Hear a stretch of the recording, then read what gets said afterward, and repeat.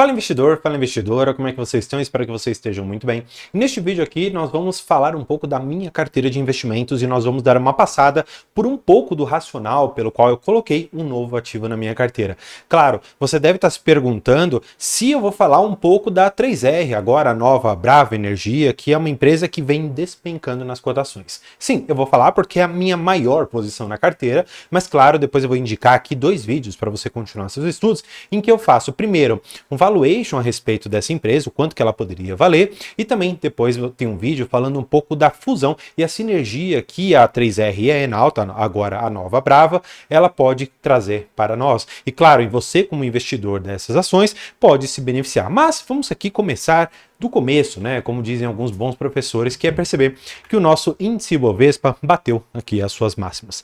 Claro, André, você está falando mais uma vez aqui de máxima histórica do Ibovespa? Sim, só que existe uma diferença muito grande de você ver, por exemplo, o Ibovespa em real e o Ibovespa em dólar. Quando você olha para o Ibovespa em real, você vê esse gráfico assim. Batemos a nossa máxima histórica. Agora, quando falamos em dólar, estamos literalmente na metade. Estamos ali mais ou menos nos seus 20 mil dólares, se a gente conseguir colocar ali o gráfico. E também, pensando que a máxima histórica em dólar passou dos seus 40 mil, nós estamos ainda até abaixo da metade. Então, existe muito caminho ainda pela frente para percorrer para que a gente consiga, de fato, alcançar, com base em cotações dolarizadas do nosso Ibovespa, as máximas históricas. E claro, se você olhar, por exemplo, para algumas declarações, especialmente que o Bill Ackman vem fazendo, ele diz, olha, o Brasil, por conta do cenário que se está formando em relação ali ao judiciário e uma questão relacionada a uma rede social, eles ali falam, olha, o Brasil não é um país seguro para investir. E o gringo olha para a bolsa, que vem caindo, que lá dos seus 40 e poucos mil dólares, vem ali para os 20, e fala, poxa, qual país emergente eu posso investir? Será que eu vou direcionar meu dinheiro para a China? Será que eu vou direcionar meu dinheiro para a Índia? Bem, o Brasil seria então a única alternativa, só que parece que as coisas estão mudando por conta desse cenário muito complicado da nossa política, do nosso judiciário, enfim, tudo isso que permeia a nossa sociedade acaba trazendo algumas consequências negativas, o que faz com que o nosso Ibovespa, desde então, venha ali com alguns recuos significativos, tá bom? E aí você deve se perguntar, André, com base, portanto, nas máximas históricas, significa que a nossa bolsa está cara? Bem, indo na contramão de tudo que você pode imaginar, não. Porque se você olhar para esse gráfico aqui do PL da Bolsa de todo o período, você vai ver que hoje nós estamos num PL de 9,74, estamos neste momento aqui. O que o mercado normalmente tem como consenso é que o PL médio da nossa bolsa ficaria em 15 vezes preço-lucro. Então, se você imaginar que ainda tem um caminho razoável para percorrer, temos aqui um pouco mais de 50% ainda para percorrer para chegar na média, a gente poderia imaginar que sim, a bolsa ela estaria barata. Só que nós temos que fazer aqui algumas pequenas digressões.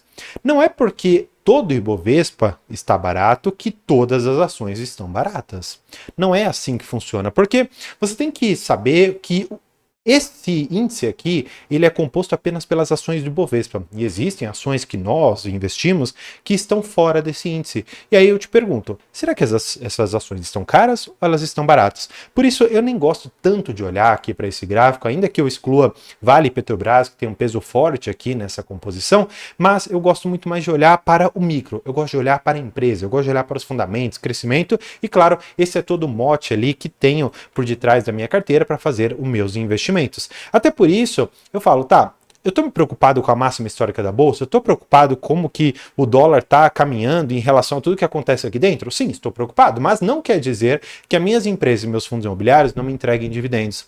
Tanto é que em agosto eu recebi a bagatela de R$ 2.250 e agora em setembro eu recebi a bagatela de R$ 1.468 e alguns centavos. Por que eu estou juntando aqui agosto e setembro?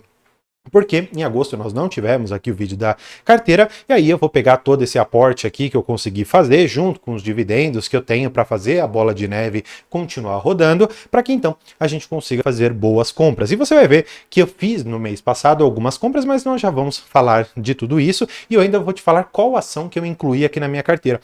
Uma ação que eu aposto que você quase nunca deve ter ouvido falar, se ouviu, com certeza foi aqui no canal, porque eu falei dessa ação quando ela estava ali nos seus R$ 20, e ela mais mais do que dobrou de valor se você tivesse ouvido ali um pouco do vídeo e tivesse, claro, gostado da tese de investimentos, tá bom? Bem, pensando aqui ainda em dividendos, né, eu posso te garantir uma coisa, que 2021 para 2022 eu recebi quase 600% a mais de dividendos. Ou seja, de 2021 para 2022, eu muito que superei a renda passiva que eu tinha no ano passado. Então, olha só a importância de você ter renda através de dividendos das ações dos fundos imobiliários e sempre buscar comprar ativos que gerem caixa para eles poderem distribuir para você. E olha só que legal que é isso aqui que eu vou te mostrar.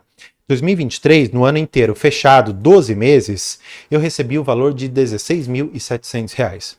E agora, 2024, considerando que eu ainda tenho outubro, novembro e dezembro para receber dividendos e rendimentos dos meus ativos, eu já superei em 5% o rendimento do ano anterior. Então, será que esse valor aqui, até o final do ano, ele vai atingir, por exemplo, os seus 30% a mais? Porque uma coisa é fato, os aportes que eu fiz aqui no começo, eles são muito mais importantes do que os aportes que eu estou fazendo aqui.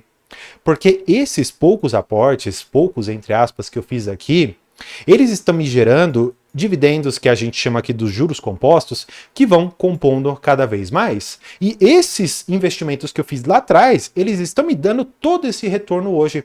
E claro, escolher bons ativos, seja na ordem ali das ações e dos fundos imobiliários, também faz diferença, porque se você escolher péssimos ativos, não souber escolher, você pode sim, na verdade, ter um gráfico muito diferente desse, um gráfico até decrescente, tanto na ordem de cotação, como na ordem de dividendos. Então, para que você não caia nesse tipo de besteira, eu vou deixar aqui no link para você o meu e-book que está muito tranquilo ali de você ler, é bem didático e ele te mostra a linguagem das empresas e, claro, dos fundos imobiliários também, para que você consiga avaliar se essa empresa gera caixa, se ela pode pagar dividendos, se ela é sustentável, e tudo isso é fundamental para você ter esse tipo de crescimento de dividendos que eu estou mostrando, que é o que eu aplico na minha carteira, e claro, você pode aplicar na sua, e o e-book está aqui embaixo com um desconto muito legal para vocês também, com o ticket aqui de MTDO3, tá bom? Então você vai lá e pega o seu desconto no e-book que tá imperdível, tá bom? Bem, pra gente continuar, eu olhei um pouco mais aqui pra minha carteira e falei, tá, André, o que eu preciso fazer? Eu olhei para tudo isso e falei, tá, deixa eu ver aqui qual que é o PL em relação a petróleo e gás. Quando eu olhei para o PL, eu falei, poxa, olha só que interessante. Nós estamos hoje num PL na ordem de 6,74%. Se você for puxar mais ou menos a média disso tudo, a gente pode puxar aqui perto talvez dos seus 20 vezes lucro. Pensar aqui mais ou menos num PL, tá bom? De 20 vezes. Por que eu acredito que esse preço-lucro está assim hoje? Muito por conta de Petrobras, tá bom? Porque o que acontece? Como que eles fazem a composição desse índice aqui, né? Eles pegam o preço, por exemplo, de Petrobras, eles pegam de Prio, tá bom? Eles pegam hoje da Brava Energia, eles pegam da Recôncavo, e aí eles veem qual que é o preço e consolidam. E aí eles vão dividir tudo isso pelo lucro dessas empresas. E o que acontece? Você bem sabe que a Petrobras ela é a empresa que tem o maior lucro em relação a todas essas. Só para você ter uma ideia, né, a gente até brinca que existe a Petrobras e existe a Junior Oil, ou as juniores do petróleo, que são aquelas empresas que não extraem tantos barris de petróleo por dia, apesar de serem empresas muito lucrativas. Só para você ter um comparativo, a Petrobras ela consegue extrair praticamente 1 milhão de barris por dia, ao passo que algumas outras empresas aqui, consideradas muito boas, não conseguem chegar a 100 mil barris. Então, existe uma diferença muito grande e por isso que esse preço-lucro ele acaba seguindo muito até a Petrobras. Independentemente de ser muito ligada a um ou outro setor ou outra empresa, eu ainda gostei de olhar isso daqui para perceber o seguinte, que considerando o PL atual, existe a possibilidade de empresas individuais subirem aqui na sua cotação por conta de você ter um preço muito baixo para um lucro que está crescendo. E qual que é a empresa que eu estou falando? Bem, naturalmente estou falando hoje da Brave 3, tá bom? Que é a Brava Energia, ou antiga 3R, agora fundida com a Enalta. E por que a cotação está caindo tanto? Bem, eu vou deixar aqui alguns vídeos para você, mas basicamente, eu quero que você saiba que é por conta do petróleo, tá bom? E esse gráfico aqui eu extraí da Xstation 5, tá bom? Que é uma plataforma muito interessante, tem aqui a conta demo na descrição, é gratuito, você pode abrir lá e começar a olhar aqui um pouco desses gráficos que eu te mostro. E você também tem as notícias, tá? E aqui você consegue ter notícias do mercado financeiro, você tem a questão de educação, você tem análises de mercado, enfim, você tem muita coisa, calendário de dividendos, tem inúmeras coisas que você poderia dar uma olhada, é só olhar aqui no link que está na descrição, tá bom? Seguindo aqui um pouco, né, mostrando para vocês o que aconteceu com a cotação do petróleo, olha só, desde aqui praticamente do meio do ano para cá, nós vimos um petróleo que despencou ali dos seus praticamente 88, 90 dólares para hoje 71, o que faz com que você tenha uma queda muito brusca na lucratividade das empresas que, claro, extraem o petróleo, porque se o seu produto está num preço mais baixo, consequentemente, você vai ter uma menor lucratividade e o mercado acaba precificando isso como se fosse para a eternidade, como se a empresa não fosse fazer nada, etc. E aí que entra as oportunidades de mercado e, claro, mais uma vez eu recomendo o vídeo que eu deixei no card e também o que eu vou deixar no final deste vídeo para você continuar seus estudos a respeito desta empresa, tá bom? Agora, seguindo, nós temos aqui o porquê que o petróleo anda caindo, né? E aí aqui a gente precisa ter algumas projeções, tá?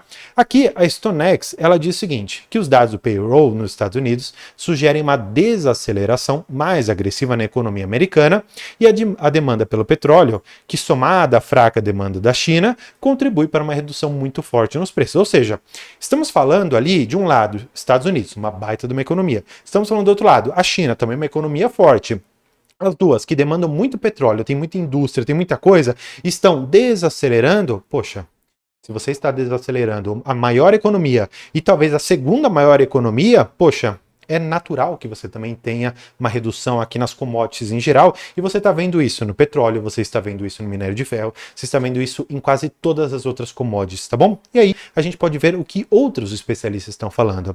Aqui o Ben Lackock, chefe global de petróleo da Tragifura, disse durante a conferência aqui da PEC que os preços do petróleo devem cair para a casa dos seus 60 dólares. Ou seja, se estamos falando de uma pessoa importante que está inserida no setor e prevê ou enxerga que o petróleo vai ficar na casa dos seus 60 dólares no momento relativamente próximo, será que isso aqui já não é mais ou menos ali um chamariz do que a gente deveria esperar? Eu sei que não existe uma projeção ou uma futurologia dentro do mercado financeiro, ainda mais falando de commodities. Mas quando eu vejo dados como esse, de pessoas ali realmente ligadas ao setor falando, eu começo a dar um pouco mais de atenção e, claro, quanto mais baixo estiver o petróleo, muitas vezes as empresas acabam acompanhando, o que acaba sendo aquilo que a gente sempre comenta aqui no canal. Você deve comprar, ou pelo menos deve olhar para empresas do setor de petróleo, de minério ou de commodities no geral, quando a commodity está no seu low, está no seu ciclo de baixa, porque ali você tem as melhores oportunidades. E como toda commodity que gera assim um certo ciclo, você compra aqui na baixa, você aproveita toda a valorização da commodity e, claro, também da ação, recebe bons dividendos e se você não for muito ansioso, você pode aguardar ali uma alta da ação e então se desfazer com um bom lucro e ainda recebendo bons dividendos, tá? Mas aqui a gente precisa aguardar esse ciclo todo passar para ver se o petróleo volta ali para os seus 90 ou até mesmo 100 dólares o barril, tá bom? Outra questão relacionada a petróleo ainda para a gente passar para o próximo assunto, tá? Fica aqui comigo que eu ainda vou te mostrar uma ação fora do radar que para mim tem um potencial muito grande e que poucas casas ainda estão olhando para esse ativo, tá bom? Para a gente terminar, relação de petróleo. O OPEP+, concorda em adiar aumento da produção de petróleo em outubro por 2 meses, ou seja, eles estão falando o seguinte, olha, nós aqui somos, entre aspas, um cartel, somos aqui as pessoas que possivelmente poderiam controlar o preço da commodity, o preço do barril de petróleo. Só que como nós estamos vendo que China e Estados Unidos estão desacelerando, que a gente vai fazer? Ao invés de a gente aumentar a produção de petróleo para aproveitar que ele está ali nos seus 90, 100 dólares, e agora que ele está nos seus 70 e talvez chegue a 60, poxa, por que eu vou aumentar a produção? Vou vender a minha commodity, o meu produto mais precioso, por um preço mais baixo? Não. Eu vou diminuir a produção, esperar a demanda aumentar, para que então os preços subam e eu injete mais petróleo ali e, claro, consiga lucrar mais. Pensando, portanto, que eu posso me beneficiar desse ciclo, eu já estou posicionado na Brava Energia, tá bom? Bem, seguindo um pouco, eu quero mostrar para vocês quais as compras que eu fiz. Então, como eu falei, eu comprei um pouco aqui de 3R, né? Isso em agosto. Comprei um pouquinho de BRZP, que é um fundo de infraestrutura que tem como único ativo o Porto de Itapuá. É um baita do empreendimento, eu gosto ali da tese e, claro, eu estou comprando aos poucos porque é um ativo um pouco mais caro, custa ali os seus 105, 108 reais. Comprei ações também da BR Partners, comprei um fundo imobiliário de hospitais, que é o NSL11, tem uma tese muito interessante, eu já também comentei em outro vídeo, e finalmente vou te falar qual é a ação que eu comprei. Talvez o ticker não seja muito familiar para você, ORVR3. Eu estou falando da Horizon Valorização de Resíduos. Tá? E eu acredito aqui, né, que algumas outras compras que eu vou te trazer aqui também, ainda em relação à Brava Energia, que eu completei aqui algumas ações, comprei mais um pouco de Horizon, um pouco também daquele fundo de hospitais, e comprei mais um pouquinho de Comgás, também uma ação meio cara. Mas eu quero falar deste inovativo que eu comprei aqui e para minha carteira. O que ele faz, né? O que isso aqui tudo diz para você? E eu trouxe uma apresentação da empresa. Em resumo, a Horizon, ela é uma empresa que recebe lixo. Ela recebe lixo e ela coloca nesses ecoparques, fazendo uma destinação desse resíduo sólido. Então o que ela faz? Ela recebe ali o lixo que você produz, eu produzo, e ela vai empilhando esse lixo. E aí ela recebe um valor, através ali, claro, de contratos de concessão, para operar aquela determinada região, e conforme o caminhão entra, ele paga uma taxa. Conforme o caminhão entra, pum, paga uma taxa. E assim sucessivamente, ela vai ganhando dinheiro dessa maneira. Só que ela fala o seguinte, olha, eu não posso ser apenas um lugar que vai empilhar lixo. Eu quero valorização dos meus resíduos. E aí, o que eles fazem? Eles colocam aqui no meio alguns canos. Para que são esses canos? Porque conforme o seu lixo ele vai se decompondo, ele vai trazendo ali alguns gases, que é o biometano. E esse biometano, ele pode servir, por exemplo, depois de alguns processos ali, por exemplo, para ser o seu gás de cozinha.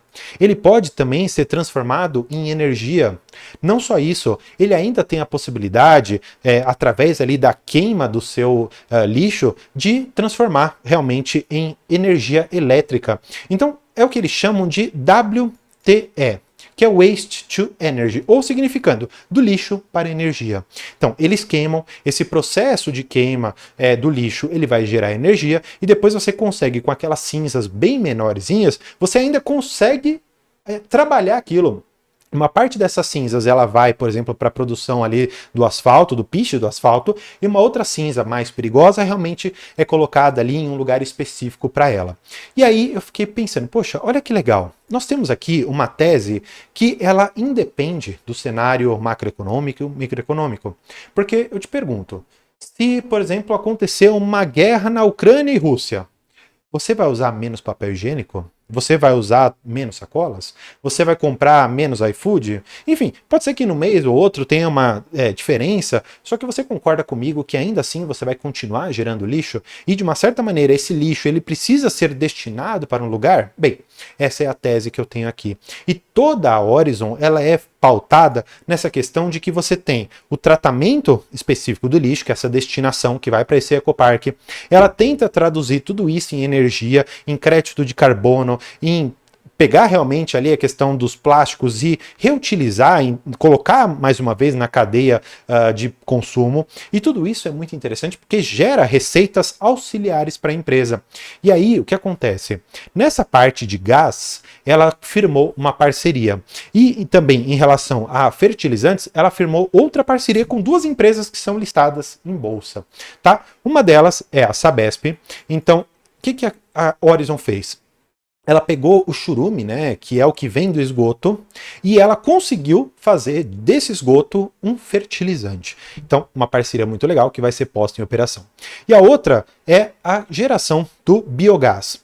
O biogás vai ser comercializado com a Compass. A Compass, como um todo, ela ainda não é negociada em bolsa, só que em relação à Comgás, você tem ali algumas participações que vão ser sim colocadas junto com a Horizon, então é muito interessante essa tese aqui. Eu estou encantado com a tese da empresa e com a função social também que ela tem, tá bom?